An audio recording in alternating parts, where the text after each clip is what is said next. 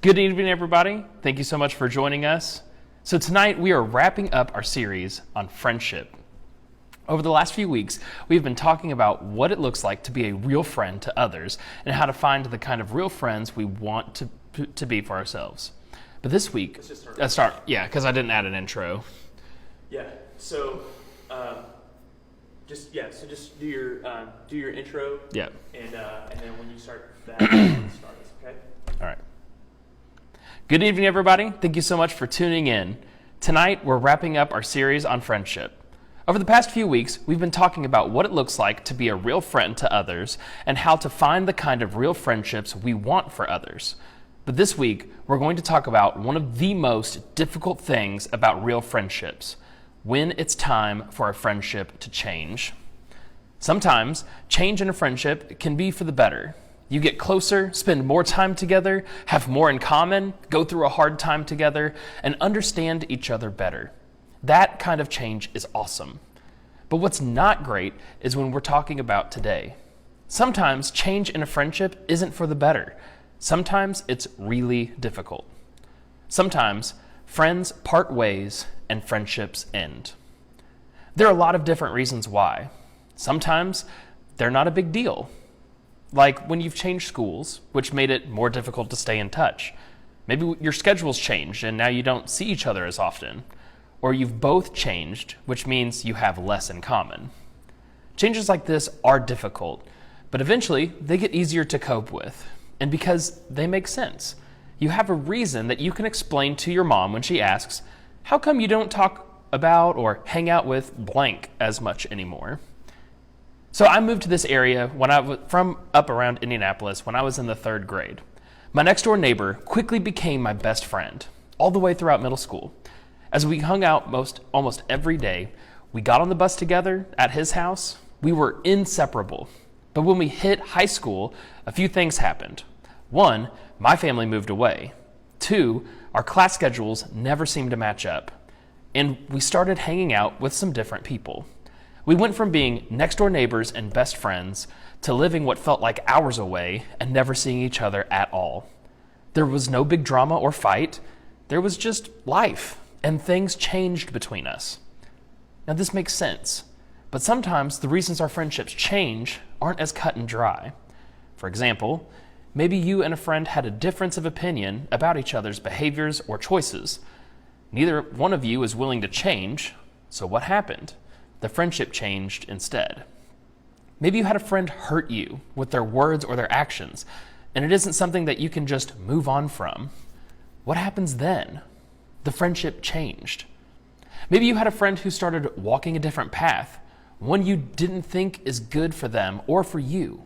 You can't be around them when they're making decisions like that, so you have to make a change to the friendship until something changes in their life. Friendship changes like those aren't as easy to take, because in most cases like this, the friendship ends. Maybe you've experienced it yourself. Maybe you've had to be the one to initiate a change in your friendship. Or on the other hand, maybe you haven't had this experience yet. Maybe you can't imagine any of your friendships you have now ever changing.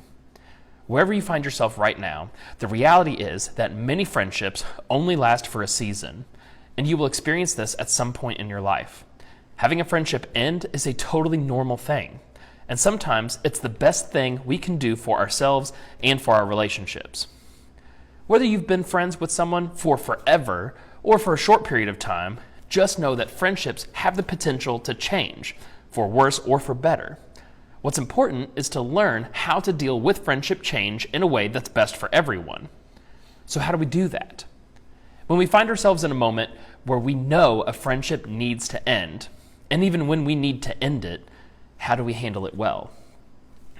Even though we have a tendency to think the Bible is outdated and irrelevant to our lives, the truth is that it has a lot to offer us today. In fact, it actually shows us an example of a friendship ending well that gives us some insight on how to do this well in our own lives. It's important for us to even remember that though the Bible is thousands of years old, it's full of accounts of real people living real lives. They wrestled with the same things that you and me do every day. The Bible can teach us a lot more than what we could ever expect. Whether you're familiar with the Bible or not, or whether you call yourself a Christian or not, there's something all of us can learn from the story we're going to look at today. You don't have to be a Jesus follower to take what you hear today and make it work in your own life. But first, let's do a little background. This account is recorded in the book of Acts, which is like the part 2 of the Gospels.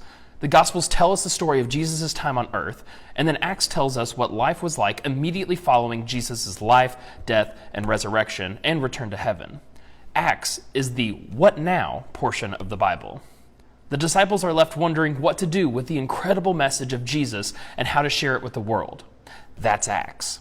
And in this passage, we have 3 guys, Paul, Barnabas, and John Mark. Paul is known as one of the greatest messengers of the love of Jesus. He ended up writing more than half of what makes up the New Testament of the Bible. His pal, Barnabas, whose real name was Joseph, was a huge encouragement to those around him. That's why he was given the name Barnabas, which means encourager. He was also an important financial contributor to the biggest church of his day. He was helping them get things done. And finally, there's John Mark, who was Barnabas' cousin and the eventual writer of the Gospel of Mark in the New Testament. So basically, this is a powerhouse group. But things weren't always easy for this trio of friends. Let's take a look. Sometime later, Paul said to Barnabas, "Let us go back and visit the believers in all the towns where we preached the word of the Lord and see how they're doing." Barnabas wanted to take John, also called Mark, with them, but Paul did not think it was wise to take him because he had deserted them in Pamphylia and he had not continued with them in the work. So Paul and Barnabas were friends who were doing some pretty important work together. They were revealing Jesus to people and establishing churches along the way. But when they decided to check on some of those churches, problems started. One, Barnabas wanted to bring John Mark, who apparently ditched them the last time they went out on this kind of trip together. Because of that, number 2, Paul isn't so sure about bringing John Mark. He didn't like being stood up before, so why would he want to bring him along again? So let's check out what happens next. They had such a sharp disagreement that they, Paul and Barnabas, parted company. Barnabas took Mark and they sailed for Cyprus, but Paul chose Silas and left, commended by the believers of the grace of the Lord. He went through Syria and Cilicia, strengthening the churches along the way. Whoa, that escalated quickly, right? Paul and Barnabas had such a bad fight that they decided to go their separate ways. This is a disagreement between friends, a disagreement big enough that they decided that separating was the best thing to do. That sounds harsh, doesn't it? To get so upset with your friend that you think there's no way to solve the problem but to separate. It may seem like an overreaction to you, but it wasn't to the people involved. In fact, maybe that's been your experience too. Maybe a friendship was strained and no one else saw the problem, but you did. And that's what's happening here. But what I love most about this example is that it doesn't end here. The writer of Acts, Luke, goes on to say that the 2 men, Paul and Barnabas, kept going in the important work that they were doing. They kept telling others about Jesus, even though they weren't doing it together anymore. They couldn't let this change in their friendship stop them. They could have let it impact the work that they felt called to. And they could have stopped talking about Jesus and started talking trash about each other. But they didn't. Both Paul and Barnabas continued their work of spreading the message of Jesus with new people, leading them to a doubling of their efforts. Their friendship changed and ended, but they didn't let it end the mission they shared. And here's what I think we can learn from Paul and Barnabas. You can be friendly without being friends. You can experience a change in your friendship and still have a positive attitude about the other person. You can, like Paul and Barnabas, have a friendship-ending disagreement while still going on with your life in a way that doesn't impact you or the other person for the worse. It's possible. If you're faced with the end of a friendship, you have the choice to be friendly even if you aren't friends. You can still treat them well when you're in the same place. You can speak well of them when their name comes up. And you can move forward with your life just like they can move forward with their life. The story of your friendship may end, but neither of your stories have to end. You can move on with integrity.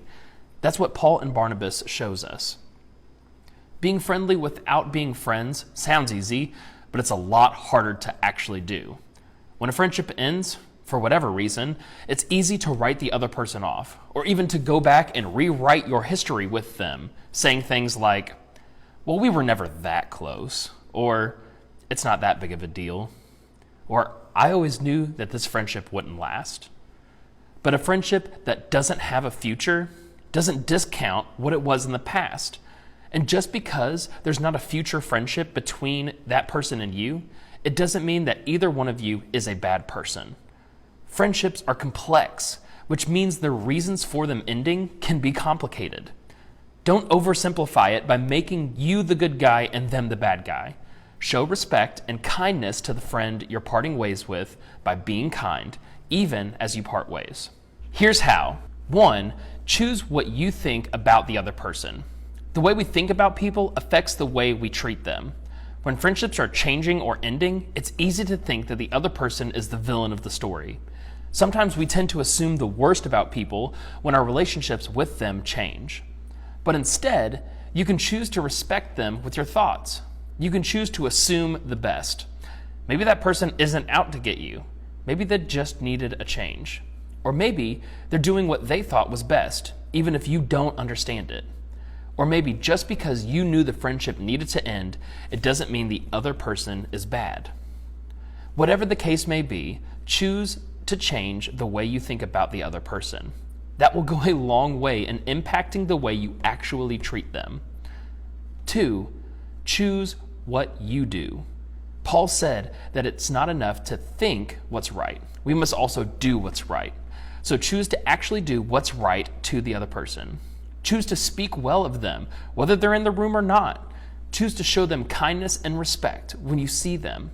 Choose to be the one to take the high road, even when it's difficult.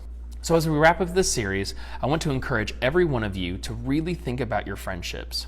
They have the potential to influence the direction of your life. So doesn't it make sense to choose your friendships with purpose? To think about what it means to be a real friend? And to consider even what it might mean to change a friendship that isn't making your life better. It may not be easy, but I promise that the more steps you take towards becoming and surrounding yourself with real friends, the better your friendships will be. Thank you all so much for tuning in and listening to this series on real friends. We'll be back next week, the same time on Wednesday, with a brand new series. So we hope to see you then. Thanks.